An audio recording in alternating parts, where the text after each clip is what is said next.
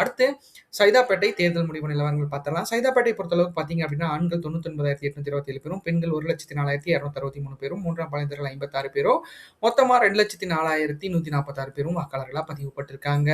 2026 வாக்குப்பதிவு சதவீதங்கள் பொறுத்தளவுக்கு பார்த்தீங்க அப்படின்னா, 1,59,477 வாக்குகளும் 78.10% பெற்று இந்த இடத்துல வந்து அவிங்க ஒரு நல்ல வாக்குப்பதிவுகள் நடந்திருக்கு.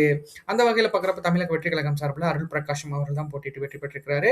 அவர் 50.60% 81,205 வாக்குகளும் பெற்று இந்த இடத்துல வந்து வெற்றி பெற்றிருக்கிறாரு அப்படிங்கிறது குறிப்பிடத்தக்கது. அடுத்து திமுக சார்பில பார்த்தீங்க அப்படின்னா, சுப்பிரமணியன் அப்படிங்கிறவர் போட்டியிட்டு இருக்காரு. அவர் பார்த்தீங்க அப்படின்னா, சுகாதாரத்துறை அமைச்சரா இருந்தவர்னு நினைக்கிறேன். அவர் பார்த்தீங்க அப்படின்னா 32.90% 52,691 வாக்குகளும் பெற்று வெற்றி பெற்று 2ஆம் இடத்தை பிடிச்சிருக்காரு. அடுத்து அம்மா மக்கள் முன்னேற்ற கழகம் சார்பில் செந்தமிழன் அப்படிங்கிறவர் போட்டிட்டு இருக்காரு. அவர் 11.10% 17,839 வாக்குகளும் பெற்றிருக்காரு அப்படிங்கிறது குறிப்பிடத்தக்கது.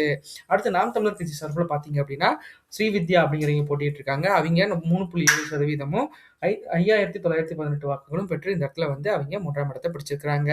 ஆக மொத்தத்தில் தமிழக வெற்றி கழகம் சார்பில் வெற்றி வாக்கு வித்தியாசங்கள் பொறுத்தளவுக்கு 28,514 வாக்குகளும் 17.90% பெற்று இந்த இடத்துல வந்து அவங்க வெற்றி பெற்றிருக்காங்க அப்படிங்கிறது குறிப்பிடத்தக்கது. அடுத்து சைதாப்பேட்டை கடந்த